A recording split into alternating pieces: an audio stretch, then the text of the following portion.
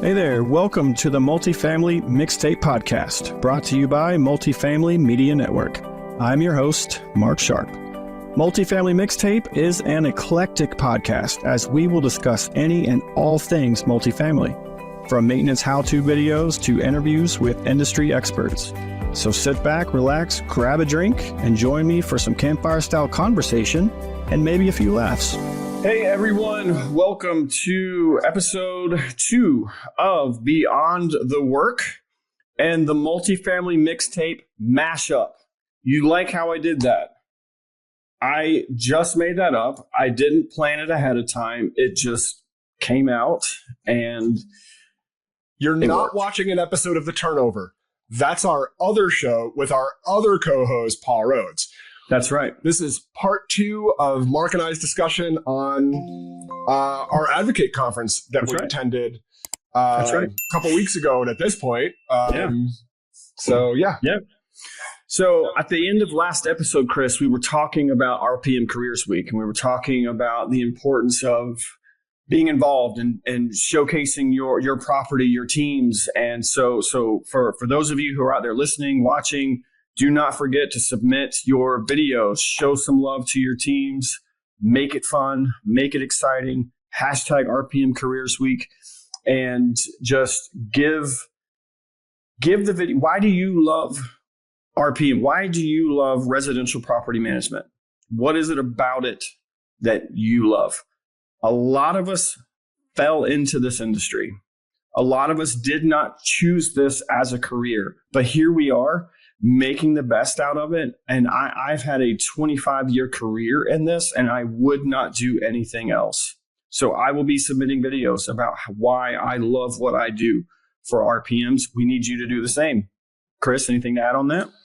No, it's a great opportunity. There's also, we didn't talk about it on our last episode, but if you go to the Residential Property Management or RPM Careers website, there's this great new career mapping tool that was just rolled out at Advocate. It was really brought to our attention, and you could find some tips and resources from the National Apartment Association and NAA's Education Institute on mapping your path. Big shout out to Tiana Heath at NAA, staff member who worked diligently on this and is staff liaison for several of the committees I work on. Tiana, nice. I love you. Nice. You're a great addition to the team. But there's some great resources. It's kind of like a choose your own adventure. You kind of click on a career path and you can see all the different types of communities you could work at, average compensations, and resources from NAA to either learn more about that role, that part of the industry, those types of communities, or educational opportunities, which is pretty awesome. I wanted to make sure we hit on that because that was something that we missed out during our last discussion on RPM careers. Yeah, I remember sitting in the meeting and then breaking out that map and just all the different options and things that I thought that was phenomenal. I didn't know that the individual who created that. What was her name again? Tiana Heath. And, she okay. really, I don't want to say that she solely created it, but she was really led the charge and did an amazing job on putting it together. So I wanted to make sure I gave her a shout out. Awesome. She's also a listener of both of our shows. So even better. I found a listener, Mark. That was the best part about Advocate for me. I think I'm up to 5 now. Wow. Yeah. I count my parents as 2. Hi, Mom and Dad. Yeah. No. Hi, Chris's mom and dad. Thank you for listening to our combined show. We appreciate it. Chris, I'm sorry. I'm going to get off topic here, but you said, I think you told me once, and this is a funny story, but your parents, when they watch your episode, they sit down on the couch, they pull it up on the big screen, and they just watch your show and then text you afterwards like, great job, Chris. And I get notes. I love that. My mother still wants me to paint my, I'm 30, 32, 33 episodes in and have this awful yellow wall color in my office. Every week or so, I'll get a text like, when are you going to paint your office? Like, I don't have time. I'm recording a podcast. I don't have time to take apart my entire office, but sometime in the near future, hopefully this summer, my audience is going to see a very different wall color and completely different background here. So hi, mom and dad. I'm going to paint soon. I promise. Yeah. But I do the same thing with the turnover. When the turnover gets released, because I really enjoy our episodes. Each of the three of us together, we each have our own shows. Some of them are very serious, some of them, but when the three of us get together, it's fun because it brings out our natural personalities, and we love playing off of each other and picking on Paul when he accidentally hits the mute button. But so I do the same thing on Saturday mornings when the turnover gets released. I come downstairs, I pour myself a tea, and I turn on the television and I just watch the episode because it's fun. And but anyway, back to the reason why we're here. So on committee work, and because Advocate was the first kickoff for the in-person meetings, I think a lot of committees had maybe a Zoom meeting or a virtual meeting at some point in the beginning of the year. But this was the first time we were able to sit in the room together and go over some of the survey results and some of the things that had come up. And I had mentioned on the last episode that I'm on IRO, and some of the things, our big thing was what keeps you up at night. And I mentioned one of our topics was evictions, but one of the other topics, and the more important topic, was employment retention. Mm-hmm. How can we, as the National Apartment Association, help IROs keep their talent? Because ma and pa's I say ma and pa, I don't mean that term negatively, but just single owner, independent rental owners make up a very large portion of the multifamily industry. So with NAA and all of the resources they have with the credentialing program, independent rental owners may not know that there is a CAMT certification, the certificate for Certified Apartment Maintenance Technician. And that is a great way to invest in the education for your on-site maintenance teams. Right. But there's CAM, there's CALP. So CAM's certificate or Certified Apartment Manager, mm-hmm. CALP, Certified Apartment Leasing Professional. Yep. And then there's CAPS, the Certified Apartment Portfolio Supervisor. Yes. And so there's a lot of different ways that independent rental owners can receive education from NAA for these credentialing opportunities. And that's another thing that we're trying to do with an IRO to get out, to let them know, like, hey, because there was a survey done a while ago about employee retention, why people leave their employments. And a lot of it was because they either see no growth, there's no future in front of them, or their employer doesn't invest in their professional growth, just as far as the education part of it.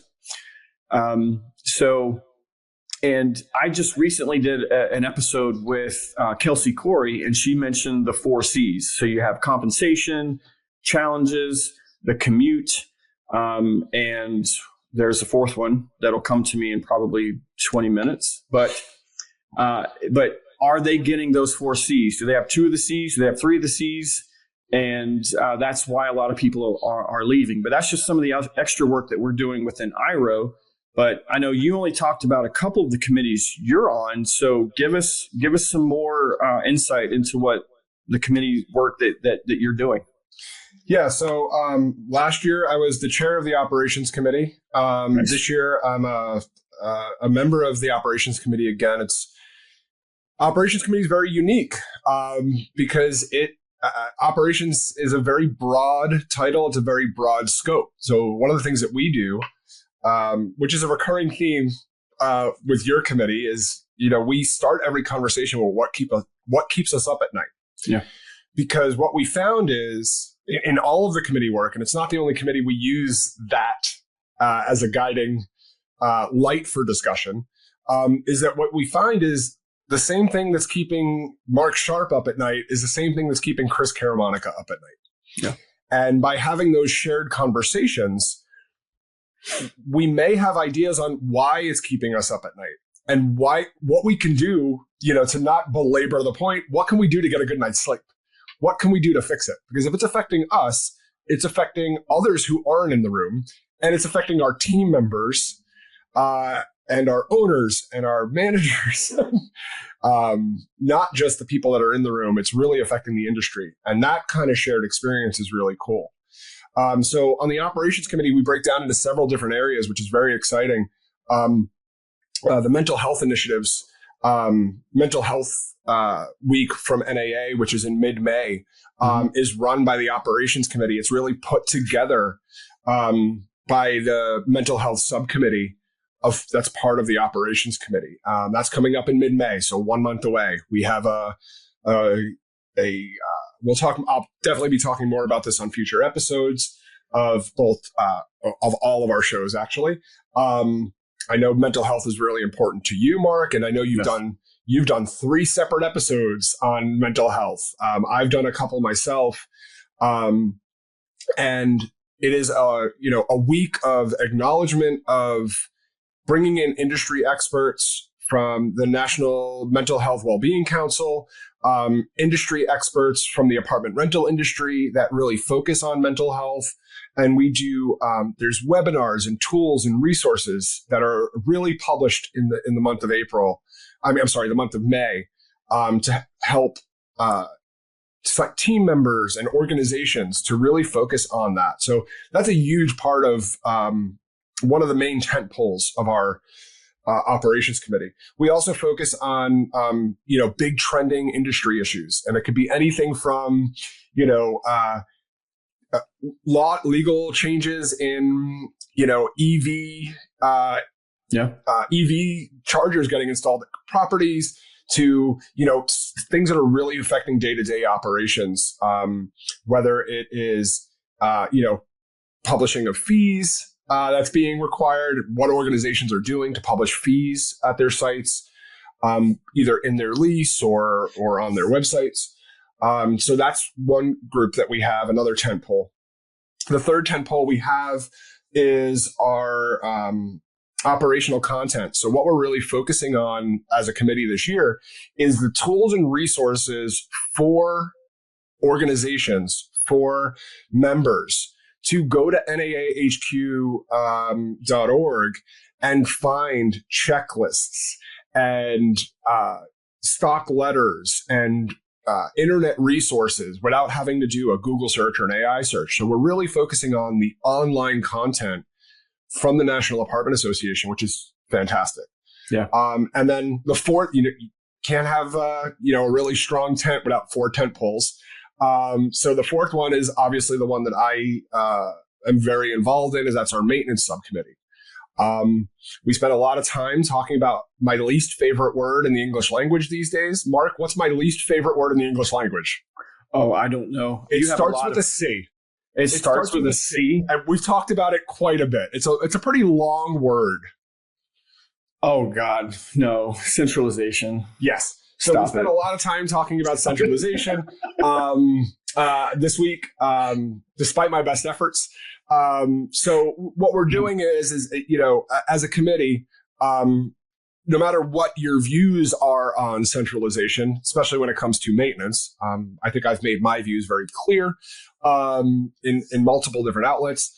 But what we want to do, oddly enough, Mark, and you don't even know this, you don't even talk about this, is that as a subcommittee, we want to work with the IRO committee and look at centralization do's and don'ts, or the best practices, or that can help our IRO partners.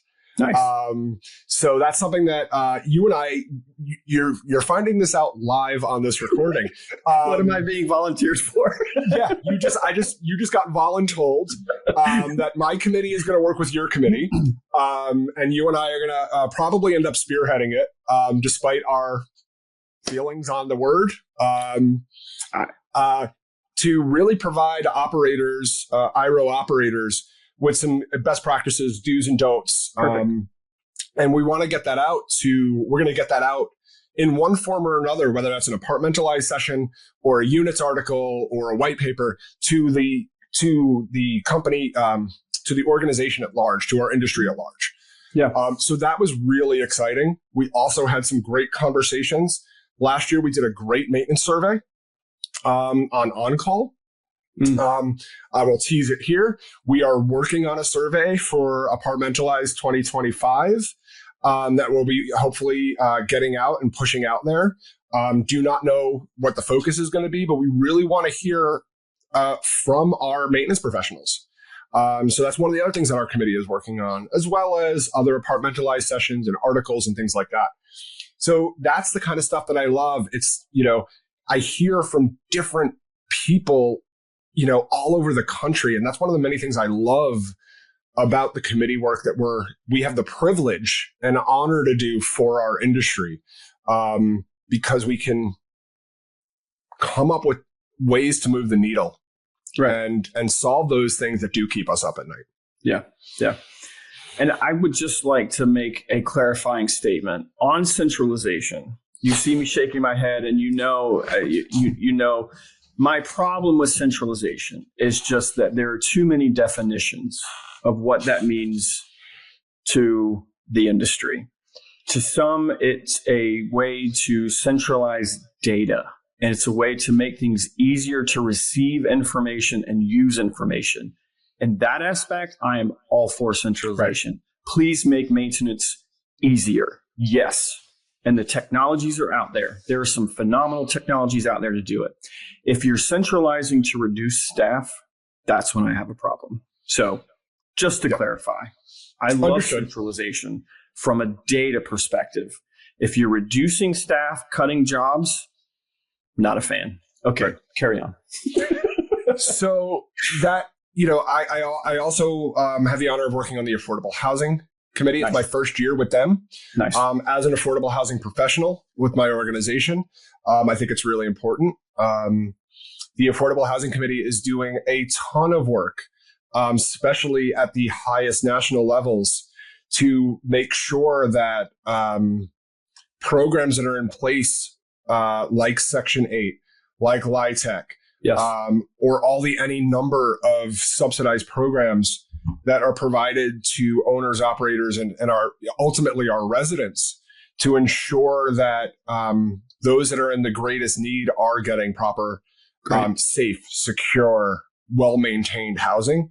Lots of meetings happen outside of those committee meetings from our committee.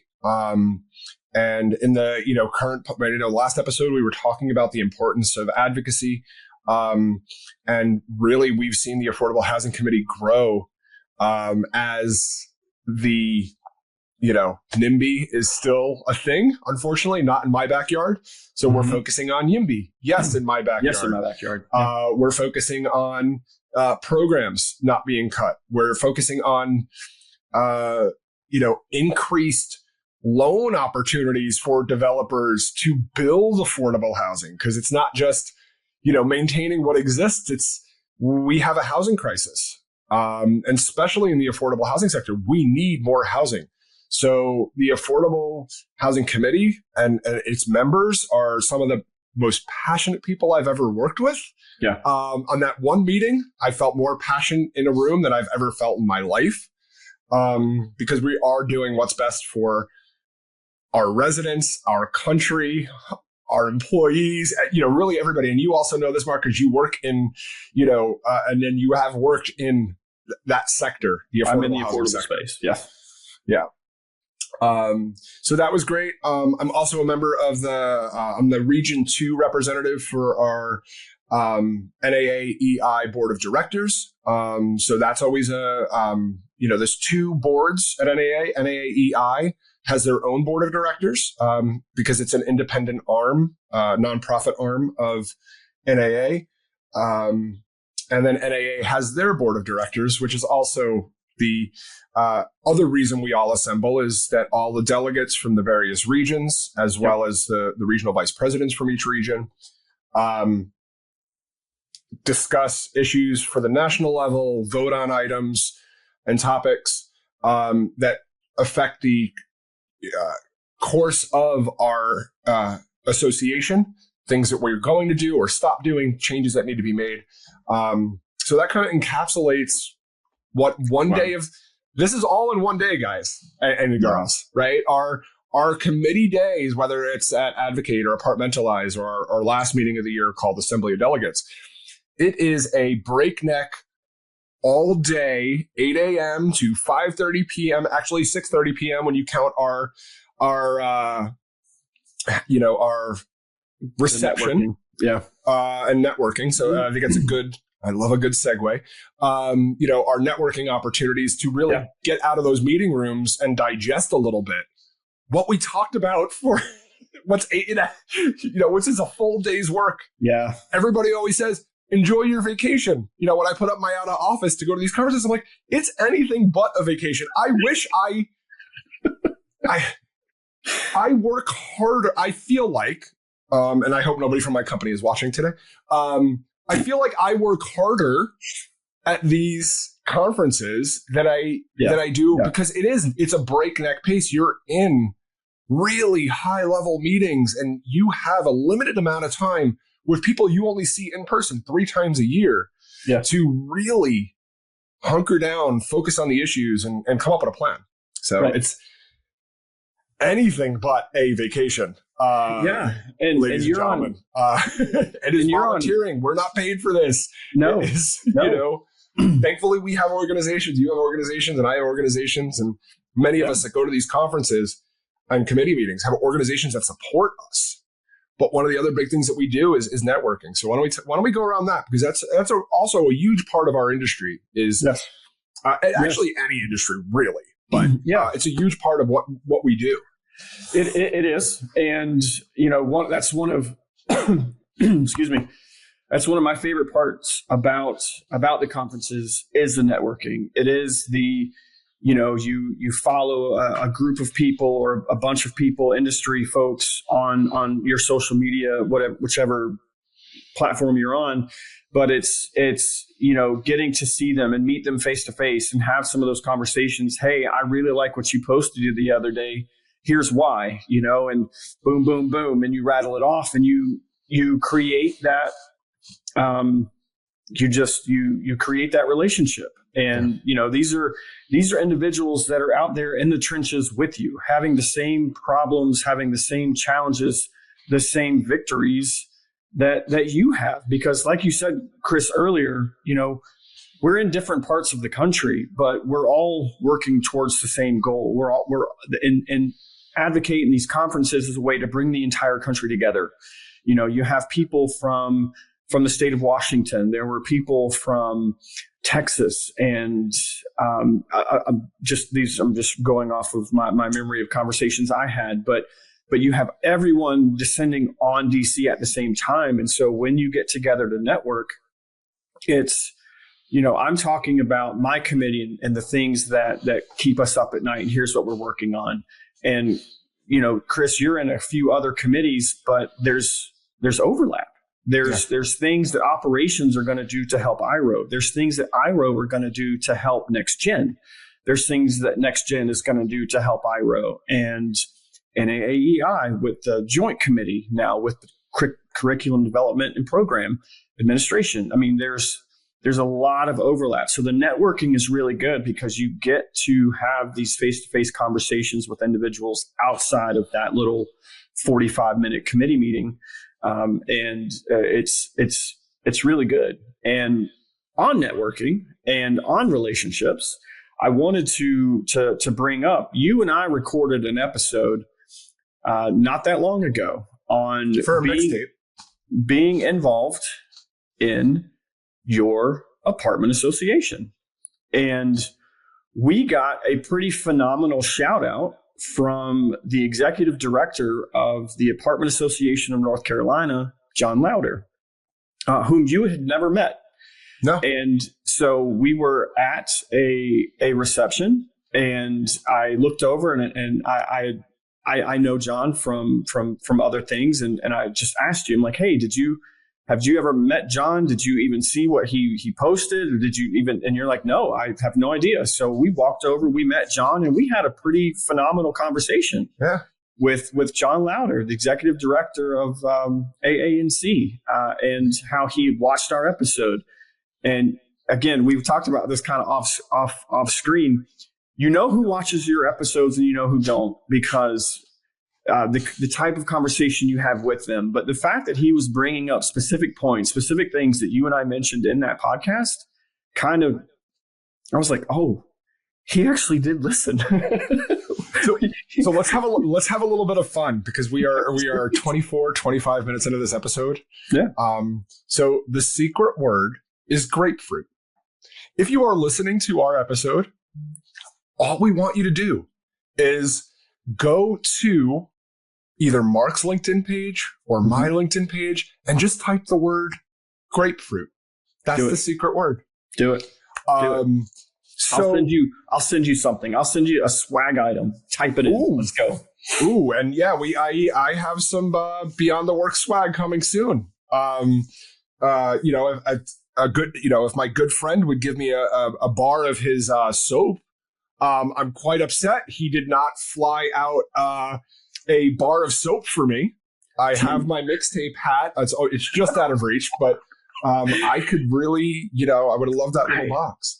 I got a lot of flack for not doing that, but I didn't want to have to explain to TSA why there were 20 bars of soap in my check-in. So we need swag. We need swag that is TSA approved. So that's maybe what we'll focus on with the Multifamily Media Network to get some flight safe swag. Yeah. So big shout out to John Louder. That was a fantastic conversation. It was. One of the other things I just want to, huge shout out to our supplier partners who really support NAA at all levels. They support the receptions. They support Careers Week.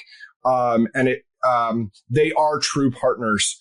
There's too many to mention. I don't want to, it's not about not saying their names or, giving them, free ad time. There's just too many to mention. There's so many people that I am personally friends with, that I work with, that I don't even use their products and services, but I use them as resources and sounding boards, and because they are a huge part of our industry.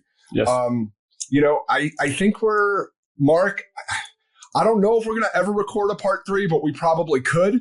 I don't want to tease a part 3, but we'll let you all know on social media if we're going to revisit our Advocate Conference conversation. That's right. And I'll leave us with this. I think we'll be talking a little bit more about our conferences this year. And I think that it's a really cool thing to be diving into our committee work, because it really does matter. And there's going to be more volunteer opportunities coming. Yes. To everybody in this industry very soon. It's a little early for me to speak to it, but it's kind of a little bit of heads up. We got something coming from the National Apartment Association that is really going to make some changes. Yeah. So Mark, if you want to wrap this episode, let's do it. I'm ready to be wrapped up, buddy. Yeah. So thank you all for joining us for part 2. Will there be a part 3? Who knows? And also, I hope you all have a wonderful grapefruit. Thanks again for taking time out of your day to listen to this episode. I hope you found it entertaining and insightful. If you like this episode, please like, comment, and subscribe. Also visit multifamilymedianetwork.com to learn more about our other industry podcasts and sponsorship opportunities. And until next time, don't be afraid to crank the volume.